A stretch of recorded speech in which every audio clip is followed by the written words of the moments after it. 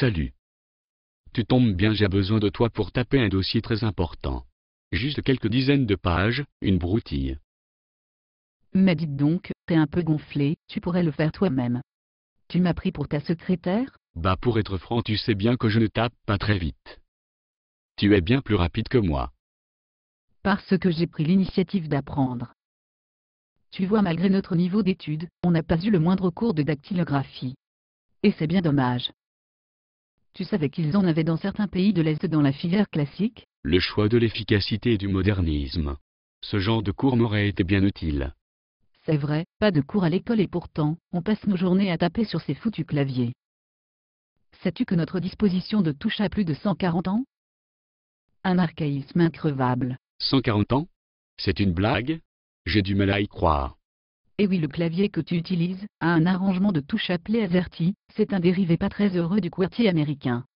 Nommé ainsi en raison des touches à gauche, sur la ligne en haut du clavier. Oui, c'est vrai que c'est étrange. On dirait que les lettres ont été placées au hasard. C'est presque ça. En fait, Christopher Scholl, le créateur de la première machine à écrire à succès commercial, imagina le QWERTY avec son équipe. Le premier modèle de sa machine avait les touches logiquement arrangées en ordre alphabétique, mais hélas il s'aperçut bien vite que les petits bâtonnets métalliques se coinçaient les uns sur les autres même en tapant à une vitesse modérée. Oh, il a sûrement voulu corriger ce gros défaut le plus vite possible.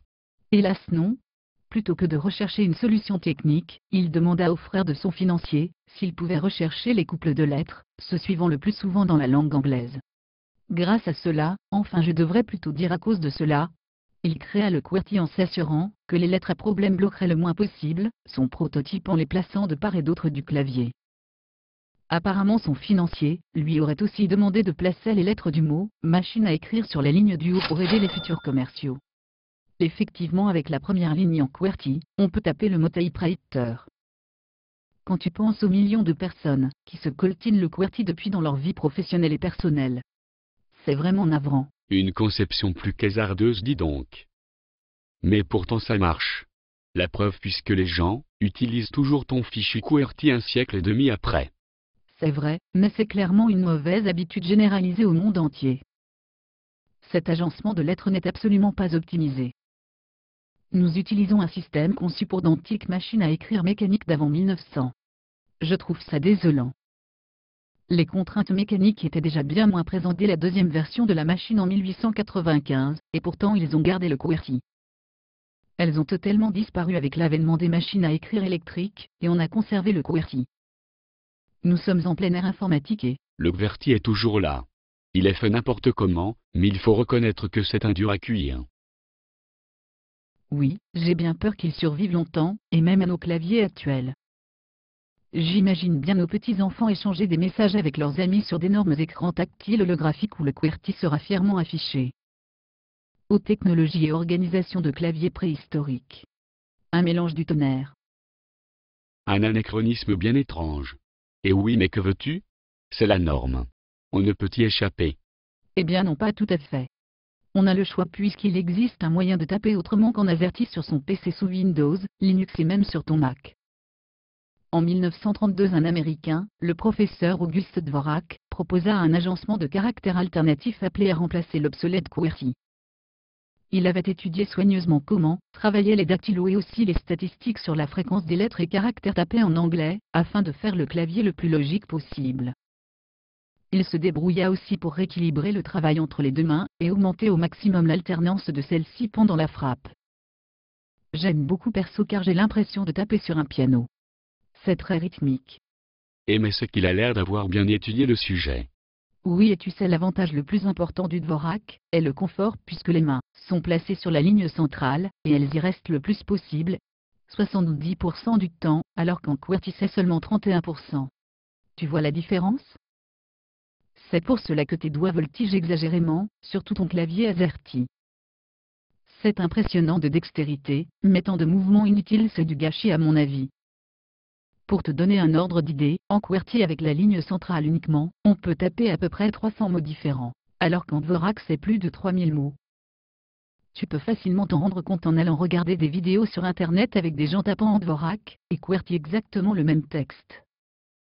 Les doigts semblent immobiles en Dvorak par comparaison. Ce genre de disposition ergonomique est parfois recommandé pour les gens qui souffrent de troubles musculo-squelettiques. Je pense aussi qu'on peut facilement taper un peu plus vite qu'en AZERTY. D'ailleurs, la championne du monde de dactylographie est toujours la regrettée Barbara Blackburn, et évidemment elle tapait en Dvorak. Pourtant, avant de découvrir par hasard cette disposition, elle avait loupé son diplôme de dactylo en QWERTY. Cela a vraiment changé sa vie et pour le mieux. Elle n'a jamais voulu retaper en QWERTY par la suite. Son record de vitesse absolue a été établi à 212 mots par minute. Le Dvorak lui a permis de dominer facilement cette discipline du livre des records. D'accord, mais le Dvorak c'est dédié aux anglophones. Est-ce qu'il existe un équivalent pour nous les Français? Oui, bien sûr, justement des Français un peu fous se sont inspirés des travaux du professeur Dvorak pour créer une disposition francophone et libre appelée le Bepo. Il existe d'autres dispositions Dvorak françaises, mais celle-ci est la plus récente, et de loin la plus populaire. Fais une recherche sur le Bepo dans Google, et tu découvriras une communauté assez importante et toujours en évolution. Il y a un site web et un forum pour aider les utilisateurs débutants. Oula! Réapprendre à taper au clavier cela doit être bien difficile. Même moi je connais ton cher AZERTY par cœur. Alors que ce Dvorak français je ne connais pas du tout. Oui, les débuts sont difficiles et frustrants, mais la progression est rapide, car le Bepo est logique dans sa conception, tu verras si tu l'essaies. Les voyelles par exemple sont exclusivement sur la main gauche. Tu peux taper directement en majuscule les caractères à accent grave, accent aigu, accent grave ou cédille. Tu peux aussi taper le point directement, alors qu'en AZERTY tu dois faire une combinaison de touches. Je ne sais pas pour toi mais le point je l'utilise assez souvent, genre en fin de phrase n'est-ce pas? Le Bepo est aussi pratique pour taper dans de nombreuses langues, puisqu'il y a plein d'accents disponibles indirectement. Bref, apprendre le Bepo, c'est surtout une très bonne occasion pour toi d'apprendre la frappe à 10 doigts. Tu pourras vérifier tes progrès réguliers avec un site internet comme lecturel.com. Oui, mais tu sais, je n'ai pas besoin d'aller super vite. Je n'ai pas non plus de douleur, excepté quand je tape assez longtemps. Je me demande si ça vaut le coup de repartir à zéro. Oui, c'est sûr.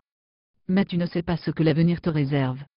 Peut-être que quand tu seras plus âgé tu te diras « Zut, j'aurais dû l'écouter à l'époque car j'ai un peu mal maintenant ». Ou alors tu peux penser au temps gagné avec le Bepo. Sur la durée, tu gagnes un temps appréciable, qui sera utilisé à autre chose que de t'escrimer sur un clavier désordonné. Écoute, en ce qui me concerne, je ne reviendrai jamais au standard AZERTY sauf exceptionnellement. Mais c'est comme le vélo, cela ne s'oublie pas. Par contre, une fois que tu sais taper en Bepo, revenir à l'AZERTY est toujours désagréable, que ce soit physiquement ou mentalement. C'est même dans ces moments-là où tu réalises que c'est vraiment pénible comme clavier. Tu crois? Écoute, cela m'intrigue. Je vais sûrement essayer. Je suis toujours un peu à la recherche de nouvelles technologies ou techniques pour me faciliter la vie, et vu le temps que je passe sur un clavier, ce Bepo machin chose me semble une bonne idée. En plus, comme ça, personne ne pourra plus utiliser facilement mon ordinateur quand je ne suis pas au bureau. Déjà que mon clavier ergonomique Natural Keyboard énerve bien ceux qui essayent de l'utiliser. Avec le Bepo, cela en sera fini de ces vilains squatteurs. Justement, la prochaine fois qu'on se voit, je t'expliquerai d'autres choses sur le Bepo. Et je te parlerai aussi des pseudo-claviers ergonomiques, puisque ton Natural Keyboard en est un bon exemple, et certainement le plus connu. Je le sais puisqu'avant j'étais moi-même utilisatrice de ce style de clavier. Mais j'ai appris un peu par hasard qu'il en existait de véritablement ergonomiques, comme le Tapemetrix 2030 ou le Datadesk Smartboard. Mais bon, on en reparlera une autre fois, car il y a beaucoup à dire sur le sujet. Dis donc, critique pas mon joli clavier. Mince, je croyais pourtant que c'était le top. C'est bien la première fois que j'entends parler de tout ça. Bon, je te dis à bientôt. Si tu y penses, envoie-moi quelques liens sur le sujet. D'accord. Attends, j'oubliais une dernière chose avant que je me sauve. Dvorak se prononce en fait Dvorak, mais bon, je suis tellement habitué à le prononcer à la française. Et oui, Auguste Dvorak était un parent éloigné du grand compositeur tchèque Antonin Dvorak. Allez, à bientôt. Et galère bien en débutant ton apprentissage du Bepo. Merci, c'est trop gentil de ta part.